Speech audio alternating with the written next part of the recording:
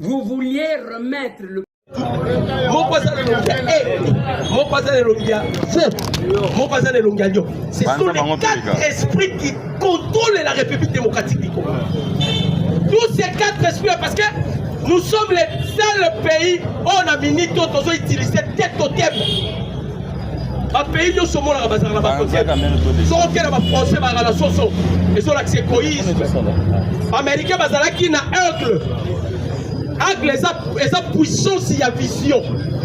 On utilisait l'aigle dans leur emblème parce que le plus grand secret de l'aigle c'est l'immortalité. Aigle a tout raté. Voilà. Aigle a tout raté. Aigle sera l'ennemi à Sera Général. À Boukibek, à Longoli, à Papouna, à Kepanda Nicolas Ngombo. Alors les Américains utilisaient les aigles, l'emblème sous forme à cause à l'éternel. Quand le président Félix est allé dans tombe, il a frappé. On a récupéré la force de l'aigle. Maintenant nous avons Lyon et nous avons le totem de l'aigle. Voilà pourquoi nous bouleversons le monde. J'ai dit et je remercie.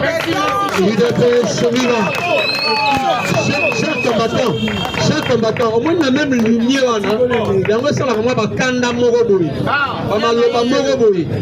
parce que lorsqu'il a parlé de la parole de Dieu, son Botali Félix, il a les 4 caractéristiques des 4 êtres vivants. Parce qu'il y a l'aigle, il y a l'homme, il y a le veau, il y a quoi? Le lion. Le lion, c'est la royauté, le pouvoir. L'homme, c'est la caboche, l'intelligence. L'aigle, c'est la vision de loin, on peut se voir. Et Yasuka, c'est le veau, la docilité. Lorsqu'il est entré, oui. C'est ça la diplomatie. Oui. Mais le lot, à sa grand Yankee. Il devait suivre. Je te salue le garant de la nation. Je salue la première dame. Et je salue la conseillère du chef, Johanna. Sauf Kabouya. Mais oui, bien parlé. Sauf Kabouya, sauf Kamel. Sauf tous. Je salue mon président Kassa. Je salue mon frère Olivier. Je salue mon papa et tous les combattants de presse. Bonjour à tous. Je me suis habitué à Batuba Taxaranga. J'aime ça. Et quand vous me taxez, c'est aussi ça votre imbécilité. Lorsque vous me dites que nous avons fait pourquoi nous avons fait parce que Jésus-Christ aussi avait un Syrien, avec un renard. Chers combattants, lorsqu'on a des maniaques dans notre pays, il ne faut pas gober tout. Nous avons au pays des maniaques. Des maniaques qui ne sont pas des Congolais purs.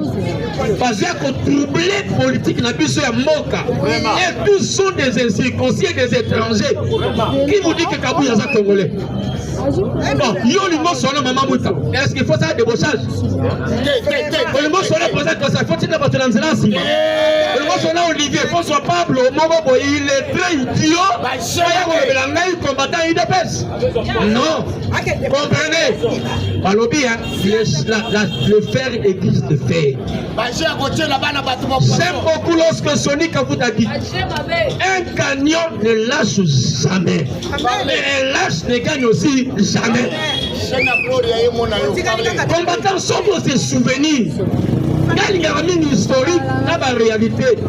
Sauf que ces souvenirs, moi j'avais dit depuis le début, lorsque Kabound partait, j'ai dit il faut que Mouto pas qu'elle combattant, nous sommes détestés. Ensemble, sa mémoire, il y a Dieu Etienne. Mais moi, on n'a jamais, jamais humilié, jamais.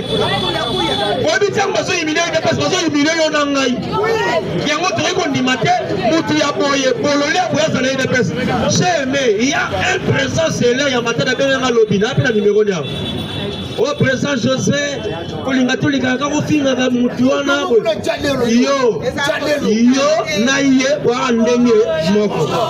pourquoi je le dis? Kabouya nous a taxé. taxer Batoubatangate. Pendant que c'est lui qui est le véritable idiot, mais il voulait nous taxer comme étant Batoubatangate. Quand on dit Batangate, tu es idiot. Un bourrique n'est maman le bien. Un bourrique de formation et de mérite. Parce que Kaboul, on va lui amener un diplôme de bourricité. Donc, bourrique, là, idiot. Il te pèse, en tout cas, comme on a un matin sur qui mouquet. Il te pèse, viva. Combattant, si nous sommes il te pèse, parce que nous oublions, d'abord, on doit commencer par notre maison. Avant qu'on le bélarabilo, monsieur Madame Nanda, vous l'avez vu sur mon coup. Yango Lelo, je vais m'adresser à maman Marthe. Oui. Il te pèse, viva. Maman, avec beaucoup de respect. Pourquoi je dis respect?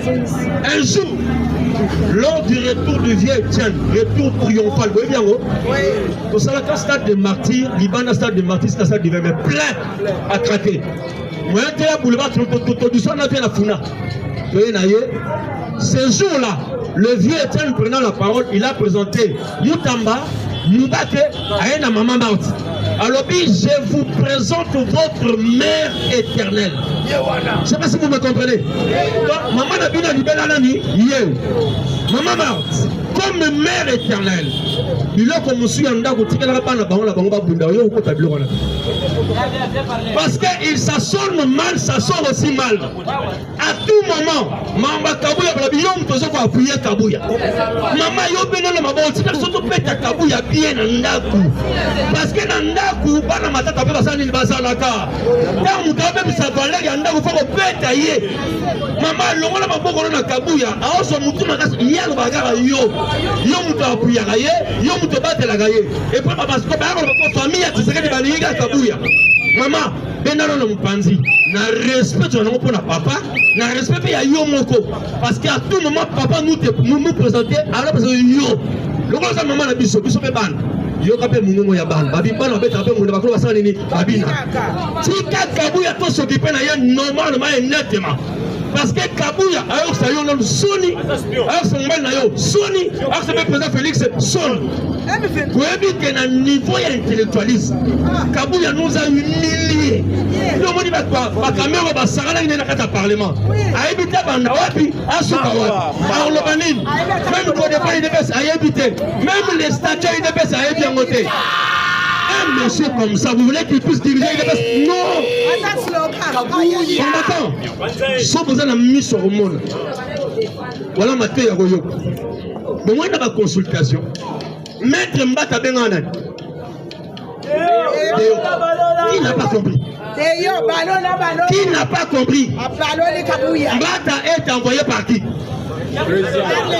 Déjà avant de présenter quoi? Alors qui maintenant dirige le PES? Alors à quoi bon? À quoi bon même Abisso? Ton son là on dit, on dirige ni. D'abord oui bio. Ligo c'est belé bio. Biso belé bio. Côté la pétrole bio. Ko suba na mec bio. Nous sera là yo. Comment la bisoté to koyate? Pas tout nous sommes pas Kabouya. Vous avez exclu du parti. To repérer la bino que na AKB. Parce que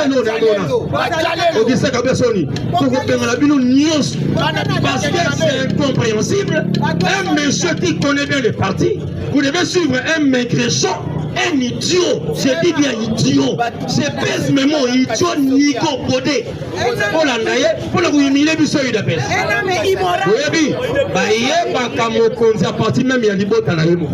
Oui, si Félix est aujourd'hui présent, c'est pas par rapport seulement au Congo, c'est par rapport à l'UDPS. Parce que les partis de PES avaient confiance aux yeux du peuple congolais. Il va prôner qui est président de la République. Aujourd'hui, c'est l'UDPS qui est à la tête du pays. Mais maintenant, Mouton dirigeait l'UDPS. Zoba. Je l'ai dit, je pèse mes mots. Zoba. Ce qui n'a qu'un équateur, il y a l'Iboma, donc Bololé, elle est là. Dans un mouton, comment on peut s'avoir confiance? On doit aller de l'avant et on doit faire de grandes choses. Alors, Bagaza Mouti a Miabi.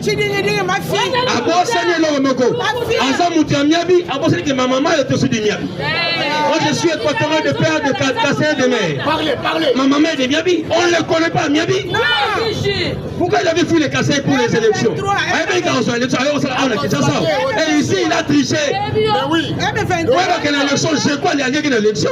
Il a triché. C'est quoi il y a une élection? Il a triché. Il est passé vivant. On doit être concret et net. Je résume. Maman Marthe, Maman Nabiso, Mère éternelle, laisse-nous le parti. Aujourd'hui, il y a des gens capables pour diriger le pays. Oui. Comment était des hommes dans un intérim? Mais il y a des gens capables. Parce que des hommes même d'intérim, il faut le one-on-one. Je peux dire une chose, je peux diriger le pays. Dans un poste, on peut le souhaiter. Il y a Tina élection, l'élection c'est une deux fois. Il y a Yémon à madame. Au moins, il y a Yémon à voter. Et ça passe. Et ça passe. Il ne passe vivant. Je vais évoluer. Hier, je vous ai parlé de ma famille. Un oncle de l'église catholique. Vous voulez me dire que Fefati a trahi le pays. Il y a un homme à la vie, non, qu'on après qu'on bête à Vital Kamer, on bête à Sounaï. Après Vital Kamer, yo, te, na osala encore na kauka, na terrain wana kauka wana, na ko bête au sérieux na quartier na osala wana. Pourquoi? Vous savez des choses au Congo. On doit se dire la vérité. Na Congo à l'époque de Mobutu, tu peux pas parler de Mobutu même à la maison. Même à la maison. Moi, si on a mon bal, si tu parles de mal de Mobutu, on va t'accuser. Parce que le bureau n'était pas confondé. Moi, on a confondu le bureau quartier. Mais aujourd'hui, on commence à exagérer un peu. On t'a fait ma fatia. Je peux pas dire non. Ah, ou à Salaki, mi bé quoi. Parti, un peu de Koufi. Oh, tu as comme ma bé pour la fatia. Kangi, on m'a caché. On ne doit pas avoir pitié de qui que ce soit. À l'époque du peuple, nous, on n'était pas pardonné. Mais oui, je vous dis la vérité. J'étais 6 fois l'année. J'ai été arrêté 6 fois l'année. N'a des niab, n'a même des prisons. Pour la Maramouya Kabila. Mais aujourd'hui, on parle des fois, nous nous regardons. C'est quoi au juste? Attends les États, on te l'acheter. Oh non, nous sommes des démocrates. Je suis démocrate, mais sachez une chose. Dieu a la démocratie. Dieu n'a jamais été démocrate. Il est Dieu. Il impose des choses. Il dit ceci: je mets devant vous la vie ou la mort. Mais moi, alors il dit mais moi, je ne prends pas moi, mais dans le but mais il a tout aboli ce qui était auparavant. C'est ça les Français. J'ai dit la vie. Il vous impose la vie. J'aime aussi une phrase. Il y a un moment où on a dit que la caméra est Dieu dit ceci. Continuez frère sur mon dit, j'aime ceux qui m'aiment. Alors, ceux qui ne l'aiment pas, ceux qui les haïssent, il dit, il aime ceux qui l'aiment. Bon, bateau, il y a un bateau, si tu n'as pas de caméra, moi je suis Dieu. Dans le Bible, Kamer s'était aéré jusqu'à Tinati. Parce que, aux allons tout mon nez, n'a vous obé belé. De deux, qui nous belé au soir. On dit oui, moi les gars, ça la blague. Il dit oui, moi les gars. À moi la cave, kanda na quoi à chaba. Le pain à la louange, on est dans l'église de la louange. Il y a le pain à Bambamolek. Et carrément la boulangerie petit bois. Oui, moi les gars, ça va, il y a un petit neuf cent quarante.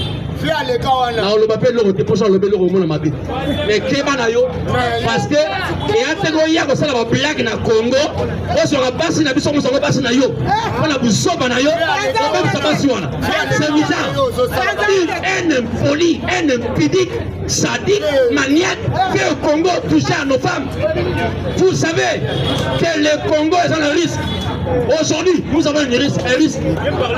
Ils ont pris des femmes, il y a sida dans le Congo. Ils nous ont injecté même dans la maladie. La guerre est à l'Est. L'Est là-bas est pollué. Il y a des filles qu'on avait menées à l'Est pour ne pas contaminer la biso. Les femmes, on se réveille que les Congolais. Non, j'ai compris aussi une chose. Lorsqu'on dit que l'Est, j'aimerais d'aller dans le Congolais de Romain à Lobiao, ne parlez pas battu à Est. Non. Les abattoirs à Est, les Rwandais qui sont à l'Est. Parce que l'Est, c'est le Congo. Nos frères de l'Est, ce sont nos frères. On parle de l'Ouest, l'Est, Nord, Sud et Centre. Comment on le reste? Nos frères de l'Est sont des Congolais, mais ce sont des infiltrés rwandais là-bas qui sèment des troubles. Yango to récupérer mboka na biso. Yango na senga fati, so to récupérer ba territoire nyos. Président Félix, par rapport à la droiture, yosuka na frontière. C'est qu'il a besoin de musala anga. Pour dire yosuka le la président, c'est qu'il a besoin de wazalin. Toko tatina Rwanda. Toko so nyos. So que toko so na Rwanda, bolanda ki mama Wagner. Alors bi toko so na Rwanda non pas pour négocier ba territoire. Non. Toko tela so que si mami ko toko so la bien. Mais ton son na Rwanda, na plus de ngai ki gato son na Rwanda. Na Rwanda sur table, toko tcha ba nombre. Si au Congo il y avait 18 millions de morts, on doit tuer 18 millions de Rwandais et puis on négocie. Part égale. Parce qu'on n'a pas égal. Yoko les catés, n'a pas les catés. Mais le Rwanda, c'est un petit pays. Il te plaît, c'est vivant. C'est un petit pays. Ça n'a valeur de l'émotion à Yonanga. Et ton animateur de son labango, à part égale. J'aime beaucoup ce que M. Trump a dit. Oui. La négoce avec les États-Unis, c'est à part égale. On a fait bien. Aujourd'hui, on parle de win-win. Est-ce que vous avez compris? Win-win. Est-ce que vous avez une idée? 50, 50, 50. Vous avez pensé à Moussala. Congolais va avoir un emploi pour que tout le monde bosse. Le Rwanda n'a rien à bénéficier ici au Congo. Rien. Lobby, j'ai écrit dans le site Montréal Belgique. J'ai dit, on va encore appeler le roi belge. On lui posera des questions comme des Congolais. 2004, 2023, 2024, le roi belge Philippe a dit ceci. 1885, même avant, le Rwanda n'existait pas. Alors, à quoi bon? Les Rwandais savent une chose, que Bissola Bango devrait coopérer. Il est passé vivant. Oui, Fatih, Azali, politicien. Azapé diplomate. Mais Fatih n'a pas joué le rôle de deux volets, deux ailes. Non, il a joué les deux ailes, mais il a mis aussi la tête. Il est passé vivant. Il y a la politique, la diplomatie, mais aussi le droit. Il est écrit, il est aussi écrit. C'est Jésus. Et comment ma paix. C'est pour cela que je on a côté à droit. Tout ce qui a été écrit doit être même mis en application. Oui, comment au côté de territoire, nous on va récupérer nos choses. Le Rwanda n'a rien à sous-sol à Rwanda. Ça on a chance bien pour voyager. Il a passé. Moi avec papa on a fait, on a voyagé dans un voyage au pays. Je connais bien la partie est. Parce que je dis aussi ma grand-mère était Mwenga. Quand on dit Mwenga, c'est l'est là-bas. Territoire à Mwenga. Ma Kambolobi présent. Parce qu'on libère au quota. L'Ikamouya Sida. On s'en tellement attention. J'aimerais qu'il puisse avoir des dépistage à l'est. Qu'on puisse traiter nos frères et sœurs là-bas. Parce que le sida a été transmis en cours. On dit que le blanc aussi a un style. Si on va attaquer, il y a une épidémie. Épidémie, pandémie. Après, il y a un vaccin. Il n'y a pas de vaccin à pandémie, épidémie. C'est leur truc. Ils veulent l'argent. Donc, ça sera bleu. On a un film, il y a Ben Laden. Avant qu'on puisse l'atteindre, on a accès l'eau. Je vais m'atteler ici pour la sécurité. Hier, on a l'homme avec scandale. Combattant. Je pose la question, où est le ministre de l'Intérieur? Où est le gouverneur de la ville? Wapi commandant à ville? Wapi commandant à district? Nalemba une opération de 30 minutes pour la Royiba dans shop. 30 minutes. 30. Va neutraliser Nalemba 30 minutes pour la Royiba. Mais où était la police? Papa, pour ça la lecture, 30 minutes. Vous voyez bien aux États-Unis, dans Texas, il y avait coupé il y a courant 5 minutes. Et après 5 minutes, il y a la boutique, là, bijou, le retour. Jusqu'aux 30 minutes. Une demi-heure. C'est que Dieu a fait au ciel pour chercher qui pouvait envoyer. Mais aujourd'hui au Congo, on le fait. Jacqueline, c'est à toi de nous dire, commandant de la ville, gouverneur de la ville, Osani, commandant de la ville, Osani, commandant de Osani, Kokutana, Chikumbushi. Caméra, c'est là, c'est là, Nous avons présent Olivier. Présent Olivier. Nous sommes toujours clôturés par les mains. Nous sommes Olivier Malobéza par la yo. Attendez. Mettez ma bonne macasse, mettez ma bonne macasse, mettez ma bonne macasse. Il te fait vivre. Nous sommes mon ministre, il y a jeunesse à Sawatou. Dieu merci à Sawatou. Dieu merci. Azabe ministre, vice-ministre de la jeunesse. Je vais te le faire mon macasse. C'est vivant. Ayoki déjà auto bini basolution. Parce que azala ina bande ko musuli banda mo réunion. Ona gangela na bande ko. O kende ko similie pa me pa kabuya. Kabuya akosala bino le ko côté. Auto ko mona osala ba fa italie ba mo ba tebele. Ali ya gouverner bima a récupérer moi nuance. La beaucoup mis ça comme ça y peut être ma solo. Et ça on a bon Koyana il est dans la police qui a obéissé. Mais oui, c'est un bâtard. Chers combattants, bonjour à tous. Bonjour Zaya Kolemba. Chers combattants, bonjour à tous. Combattant Mambo Masso. Je pense que vous voyez pourquoi M. Vital Kamé a signé dans le nouveau gouvernement de la cohésion nationale APC ministère des Affaires étrangères.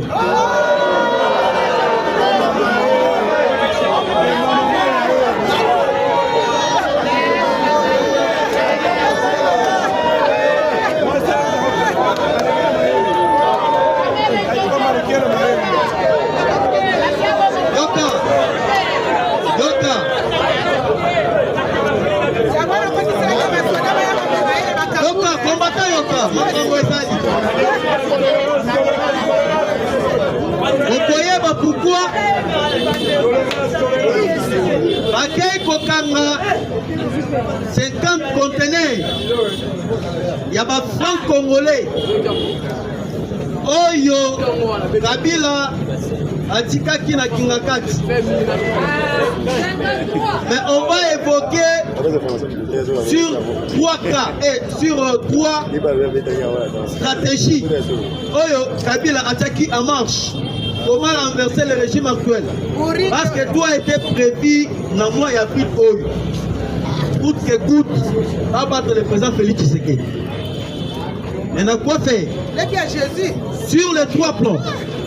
Tout ça qui n'a plan économique, tout ça qui n'a plan sécuritaire, autre plan il y a déstabilisation, et tout ça qui n'a plan autre plan politique.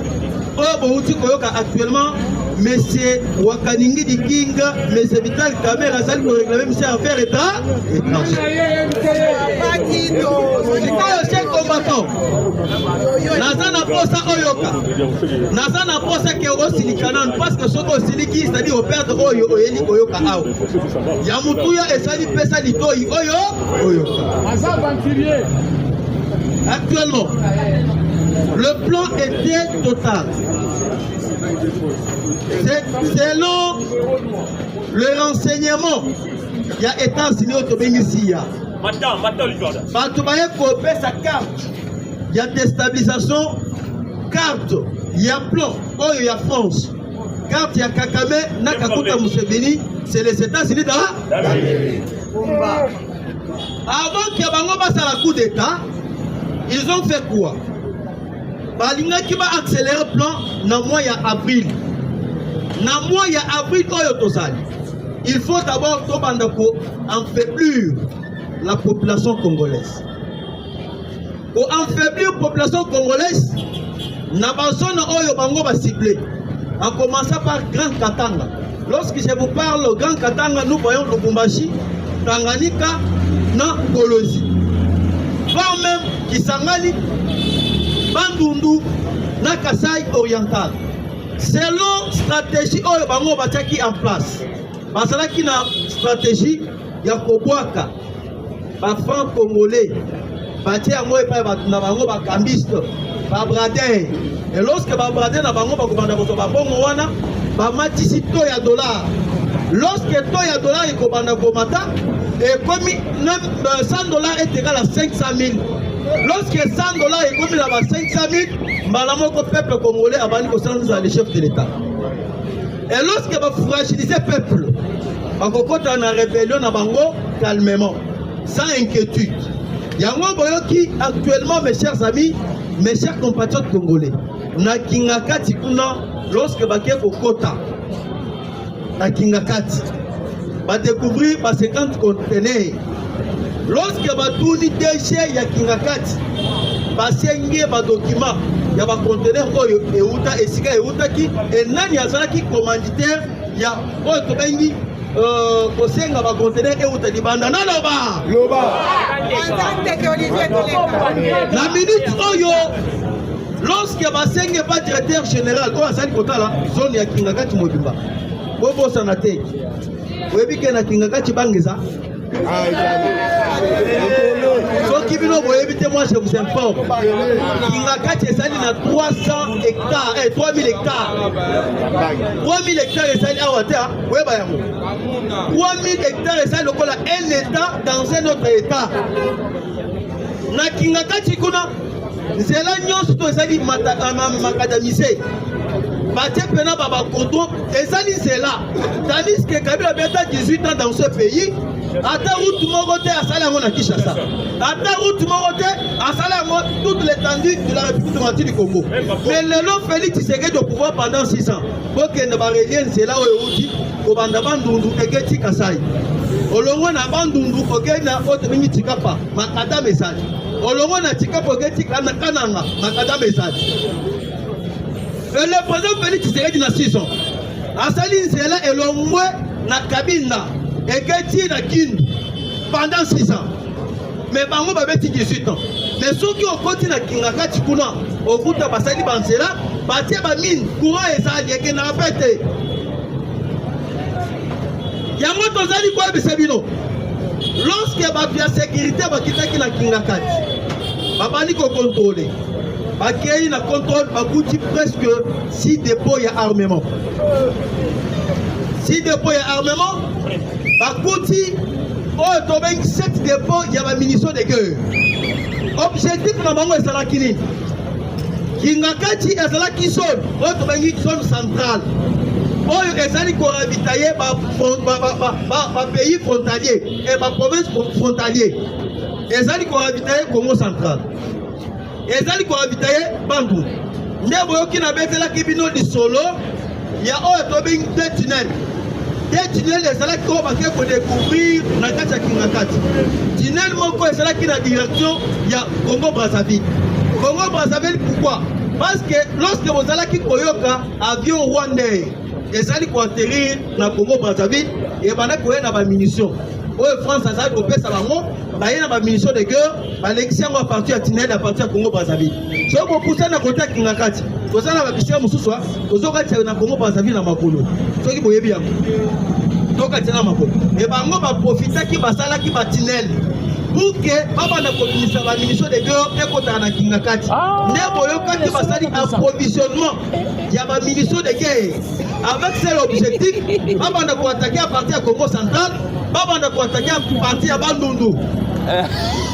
Vous comprenez? Oui. Et na minute oyo et lorsque basilisi makambo etali kokanga bamunition de guerre bakena baconteneur oyo ezalaki na stock bake pena na conteneur wana bayebisi bango bafongoli nini aa na kati o kuna ezalaka basak à main bafongole premier conteneur bakuti à quelques centimètres conteneur bakuti basak balingaki kutu base découragé batika tomoni pena général nani commandant mon sergent mosusu aza wana alobi non botika te bofongoli wana sikoyo motema ebeta ye o tata mwasi nanga toni abima pena bo babimisika basak wana batala pena boye tala makambo bafo Congolais ebele bakuti babiye ba 20 000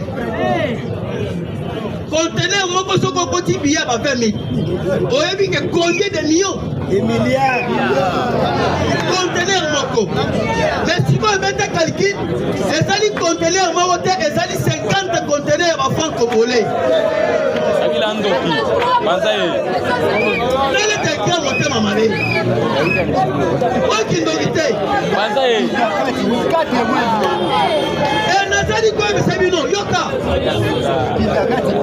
Lorsque baye kotourna bango nani asali mukolo conteneur balobi oyo akomandaki ba conteneur wana ezali patron na bango oh patron nani oh mama Olive Leme c'est-à-dire ba komandaki ba conteneur otaki na Chine mosusu otaki na Gabon.